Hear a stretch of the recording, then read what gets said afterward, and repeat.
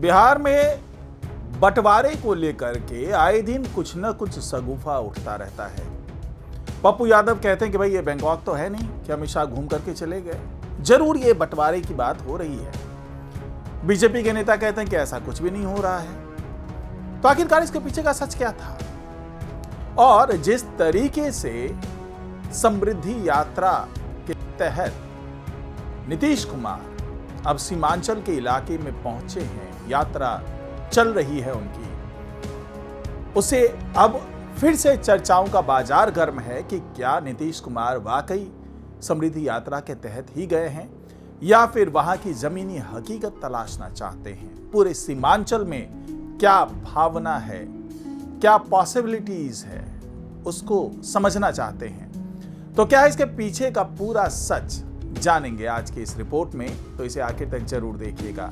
नमस्कार, मैं हूं डॉक्टर सुरजीत सिंह और आप देख रहे हैं YBN बिहार झारखंड। अगर आपने अभी तक इसे सब्सक्राइब नहीं किया है तो सब्सक्राइब कर लीजिए और अगर आपको ये वीडियो अच्छा लगे तो लाइक कीजिए, शेयर कीजिए और कमेंट जरूर कीजिए। तो बिहार का सीमांचल इलाका, ये वो इलाका है जिसके बारे में पिछले कुछ दिनों से चर्चाएं हो रही है कि यहाँ के जो 7 जिले हैं उसको बिहार से अलग कर दिया जाएगा और साथ ही पश्चिम बंगाल के जो 4-5 जिले हैं जो कि सीमा से लगे हुए हैं, सीमावर्ती इलाके हैं, उन जिलों को इन 7 जिलों से मिलाकर के केंद्र शासित प्रदेश बना दिया जाएगा। इन चर्चाओं को हवा और तब मिली जब अमित शाह वहां पर पहुंचे, 3 दिनों का दौरा किया, वहां बातचीत की, तमाम अधिकारियों से बात की, डिप्टी सीएम और गृह मंत्री सम्राट चौधरी से बात की, मुख्य सचिव से बात की, डीजीपी से बात की।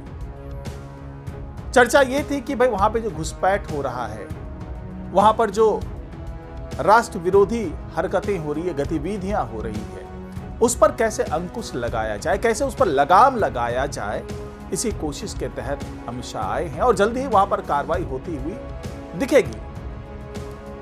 उसके बाद फिर नीतीश कुमार के राज्यसभा जाने की बात होती है। उस वक्त यह कयास लगाया गया कि चूंकि यह बड़ा परिवर्तन होना था, इसलिए अमित शाह ने पूरी मीडिया का ध्यान सीमांचल की तरफ केंद्रित कर दिया ताकि कोई भी सुगबुगाहट मीडिया तक पहुंचे ना कि नीतीश कुमार राज्यसभा जाने वाले हैं, वो मुख्यमंत्री का पद छोड़ने वाले हैं। लेकिन इतना कुछ होने के बाद अब भी वो मामला ठंडा नहीं पड़ा है। अमित शाह लगातार दौरा कर रहे हैं, लगातार अधिकारियों से मिल रहे हैं, नेताओं से मिल रहे हैं, फिर वो पश्चिम बंगाल जाते हैं, कोलकाता प्रवास के दौरान फिर यहां से सम्राट चौधरी वहां जाते हैं, उनसे मुलाकात करते हैं। इसी दौरान पप्पू यादव ये कहते हुए नजर आते हैं कि अमित शाह यहां पर आए थे और वो हर हाल में अब बिहार का बंटवारा करना चाहते हैं और पहले ही बिहार टुकड़ों में बंट चुका है, कई राज्य इससे अलग हो चुके हैं। तो ऐसी हालत में अब कोई बंटवारा नहीं होना चाहिए। लेकिन दूसरी तरफ ये दलील दी जा रही है कि जिस तरीके से सीमांचल के इलाके को बाहर से खतरा है, घुसपैठिए घुस रहे हैं और राष्ट्र विरोधी गतिविधियां चल रही है, डेमोग्राफी चेंज हो रही है, तो इन सबको ध्यान में रखते हुए अब केंद्र शासित प्रदेश बनाना मजबूरी हो गई है। ये दलील दी जा रही है कि अगर ऐसा कुछ होता है तो क्यों हो रहा है। इसी बीच में नीतीश कुमार के राज्यसभा जाने की बात हो जाती है और जब राज्यसभा जाने की बात हो गई, उसे जस्ट पहले समृद्धि यात्रा पे वापस लौटने की इच्छा जताते हैं नीतीश कुमार। तो ये बात समझ में आ रही थी कि ठीक है, सरकारी योजनाओं के बारे में बताना चाह रहे हैं और जाने से पहले लोगों से मिलना चाह रहे हैं। लेकिन जब उनके कार्यक्रम के बारे में पता चलता है तो पता चला कि जिन 10 जिलों का वो दौरा करने वाले हैं उसमें से अधिकांश सीमांचल वाले इलाके में आता है। जैसे सुपौल का दौरा कर रहे हैं, सुपौल के बाद मधेपुरा के बाद फिर दूसरे दिन अररिया, किशनगंज में जाना है उनको, फिर पूर्णिया जाना है, कटिहार जाना है। तो जो 6 जिले हैं लगभग वो सीमांचल के इलाके में आते हैं। उसके बाद में फिर वो शेखपुरा, बेगूसराय और खगड़िया, इन सब इलाकों में जाएंगे। लेकिन मुख्यतः ये माना जा रहा है कि वो सीमांचल के इलाके का ही दौरा कर रहे हैं और सीधे सीधे लोग इस चीज पे सवाल ना उठाए, इसलिए 3-4 जिले दूसरी तरफ भी, चाहे वो बेगूसराय हो, शेखपुरा हो, खगड़िया हो, इस तरह के जिलों को उसमें शामिल कर लिया गया। तो अब ये सवाल उठने लगा है कि भले वो अब कह रहे हैं कि 500 करोड़ से ज्यादा की योजनाओं के लिए 526-27 करोड़ की बात हो रही है कि वो बेगूसराय को सौगात देंगे, उसके अलावा कई जगहों पर और योजनाओं के बारे में बताएंगे, योजनाओं के मद में पैसे देंगे। तो क्या ये माना जाए कि ये जो सीमांचल के इलाके में समृद्धि की बात हो रही है, सीमांचल के इलाके में योजनाओं का विस्तार करने की बात हो रही है, ये सब केवल आवरण है। जो उस आवरण के पीछे जो चीजें चल रही है, पर्दे के पीछे जो रणनीति बनाई जा रही है, जिसमें केंद्र सरकार का भी हस्तक्षेप हो रहा है और जिसमें पश्चिम बंगाल के भी कई जिले को अलग करके बिहार के इन जिलों से मिलाकर के केंद्र शासित प्रदेश बनाने की योजना है। हवाला दिया जा रहा है कि ये सारे जो सीमांचल इलाके वो बांग्लादेश की सीमा से सटे हुए हैं, नेपाल की सीमा से सटे हुए हैं, उधर भूटान की सीमा से कुछ जो म्यांमार और जो वहाँ से रोहिंग्या मुसलमान आ रहे हैं, तो उसके कारण यहाँ पे डेमोग्राफी तो बदल ही रहा है, साथ ही यहाँ पे राष्ट्र विरोधी गतिविधियाँ हो रही है। तो उस पर कैसे काबू पाया जाए, क्योंकि उधर चाइना से भी इन सब चीज़ों को लेकर के खतरा है। जो चिकन नेक का इलाका, जो सिलीगुड़ी कॉरिडोर है, वहाँ पर बांग्लादेश के लोग हावी हो रहे हैं और उस पूरे इलाके को अगर समय रहते नहीं संभाला गया तो उस इलाके को पूरे भारत से वो चिकन नेक को अलग करने की योजना हो रही है। तो ऐसी स्थिति में जितने भी पूर्वोत्तर राज्य हैं, जो 7 सिस्टर्स में हैं, तो उस पर भी संकट मंडरा सकता है। इसीलिए अब इस पर पूरा ध्यान केंद्रित किया गया है और केंद्र सीधे सीधे यहाँ पर हस्तक्षेप करना चाह रहा है और यही वजह है कि अमित शाह लगातार दौरे कर रहे हैं। और कयास ये भी लगाया जा रहा है कि जिस तरीके से उन्हें नीतीश कुमार को राज्यसभा भेजा जा रहा है, क्योंकि नीतीश कुमार की सहमति इसमें नहीं हो रही थी, वो नहीं चाहते थे कि बिहार में इस तरह से और विघटन हो, उसका बंटवारा हो, यहाँ से 6-7 जिले को हटा दिया जाए।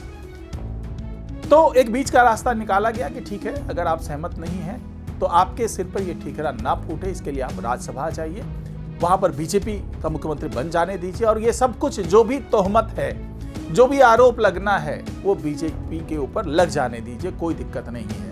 आप भी ये कह करके बच जाएंगे कि मैं तो वहां का मुख्यमंत्री जब तक था तब तक मैंने ऐसा नहीं होने दिया, लेकिन बीजेपी का मुख्यमंत्री बनते ही उसने बिहार में जो उनका विघटन होना था वो होने दिया। तो ये कयास है, ऐसा नहीं है कि मैं कोई पुष्टि कर रहा हूं, कोई आधिकारिक जानकारी दे रहा हूं, लेकिन राजनीतिक गलियारे में जो चर्चा है वो इसी तरह की चीजों को लेकर के चर्चा हो रही है कि शायद ऐसी कोई सहमति बनी है नीतीश कुमार और अमित शाह के बीच में, जिसके बाद ये सारी जो चीजें हो रही है, जो सारा खेल खेला जा रहा है, वो इसीलिए खेला जा रहा है। और हो सकता है कि इसका खामियाजा भी भुगतना पड़े, क्योंकि यहां पर बिहार के टूटने का दंश जो है कहीं ऐसा ना हो जो सीमांचल के इलाके हैं। और ये भी कहा जा रहा है कि क्योंकि सीमांचल का इलाका बहुत ज्यादा एनडीए के लिए बहुत ज्यादा बेनिफिशियल नहीं रहा है और वहां पे डेमोग्राफी जिस तरीके से चेंज होती जा रही है, तो उससे आने वाले दिनों में उसका नुकसान एनडीए को उठाना पड़ सकता है। तो शायद यही वजह है कि सीधे सीधे वहां पर अब केंद्र शासित प्रदेश के हिसाब से केंद्र के माध्यम से शासन चलाने की बात की जा रही है। और जो पश्चिम बंगाल का जो इलाका है, जलपाईगुड़ी से लेकर के पूरा जो सारी जगहें हैं, जो 5-6 मैं जिलों की बात कर रहा हूं, तो वहां पर भी ऐसी ही कमोबेश स्थिति हो रही है। और चूंकि पश्चिम बंगाल का इलेक्शन होना है अभी, तो ऐसी स्थिति में भी जो 7-8 जिले हैं उसको काट करके साथ जोड़ने की बात चल रही है। हालांकि अब धीरे धीरे आपको भी ये बात समझ में आ रही होगी कि ये जो लगातार दौरे हो रहे हैं सीमांचल में, उसके पीछे की वजह क्या हो सकती है। लेकिन नीतीश कुमार तो बार बार यही कह रहे हैं कि ये उनकी समृद्धि यात्रा है, इससे कोई भी लेना देना नहीं है कि भाई क्या होगा। हालांकि मधेपुरा में वो 3 रात रुकेंगे। नीतीश कुमार इस दौरान तमाम अधिकारियों से भी मिलेंगे, कार्यकर्ताओं से मिलेंगे, नेताओं से मिलेंगे, उनसे उनकी राय जानेंगे। भले ही वो समृद्धि और योजनाओं के बारे में राय जानने की बात कर रहे हो, लेकिन अंदर खाने से खबर यही है कि वो बिहार के विभाजन के बारे में भी राय जानेंगे और ये समझने की कोशिश करेंगे कि क्या वाकई ये जरूरी है जो केंद्र सरकार कह रही है कि हाँ, ये केंद्र शासित प्रदेश बनना चाहिए। इस तरह की बातें चल रही है। तो खैर, आने वाले दिनों में इस समृद्धि यात्रा से क्या निकल करके आएगा, अमित शाह की यात्रा से क्या निकल करके आएगा और यहाँ पर मुख्यमंत्री बदलने से क्या निकल करके सामने आएगा, इसके बारे में चर्चा आने वाले दिनों में भी होगी। फिलहाल आज की रिपोर्ट में इतना ही। नमस्कार।